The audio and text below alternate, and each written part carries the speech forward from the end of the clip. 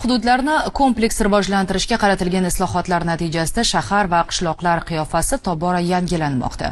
Qoraqalpog'istonning Beruniy tumanida amalga oshirilayotgan bunyodkorlik ishlari ham aholi uchun qulay infratuzilma yaratish, turmush sifatini yuksaltirish va hududning iqtisodiy salohiyatini oshirishga xizmat qilmoqda.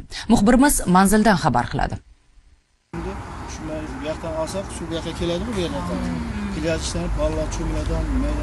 Tuman hududidagi Amudaryo daryosi bo'yida joylashgan mazkur yer maydoni daryo suvining chekinishi bilan hosil bo'lgan. Qum va daraxtzorlardan iborat bo'lgan hudud shu kungacha davlat o'rmon xo'jaligiga qarashli edi. Davlatimiz rahbari farmoni yuzasidan daraxtlar va o'simlik olamiga ziyon yetkazmasdan 3 gektar maydonda sohil bo'yi xizmatlarini tashkil etish loyihasi keng ko'lamda amalga oshirilmoqda.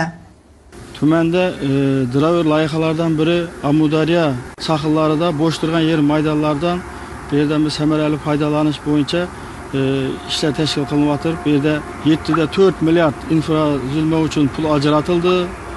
Bu yerda keyinchalik tadbirkorlarga 7 ta lot qo'yildi.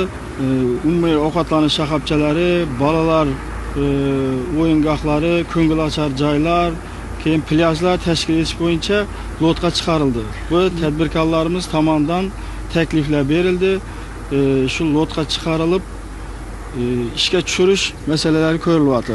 Ayni kunlarda Beruniy tumani ham katta qurilish maydoniga aylangan. Bir tomonda aholining uy-joyga bo'lgan talabidan kelib chiqqan holda qurilayotgan ko'p qavatli turar joylar, bir tomonda xalqaro jamg'armalar hisobidan qishloq joylarini barqaror rivojlantirish loyihasi doirasida Shumom ovul fuqarolar yig'inida har biri 90 o'rinli 4 ta davlat maktabgacha ta'lim tashkilotlari bunyod etildi.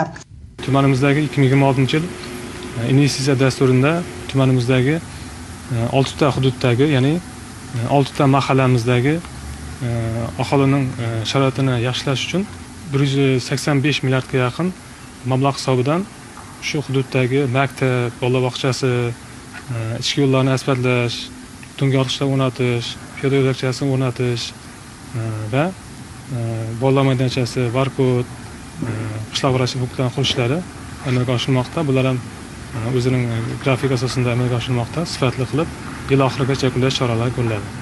Beruniy tuman hokimligi matbuot xizmati bergan ma'lumotlarga ko'ra, mazkur loyiha asosida ovuldagi 34-son davlat bolalar bog'chasiga qo'shimcha 90 o'rinli bino, 1991-yilda qurilgan hududdagi 52-sonli umumiy o'rta ta'lim maktabi binosida investitsiya dasturi doirasida to'liq rekonstruksiya qilindi. Hududni ijtimoiy iqtisodiy rivojlantirish, infratuzilmani yaxshilash maqsadida davlatimiz rahbari tashabbusi bilan 55 milliard so'm mablag' ajratilgan.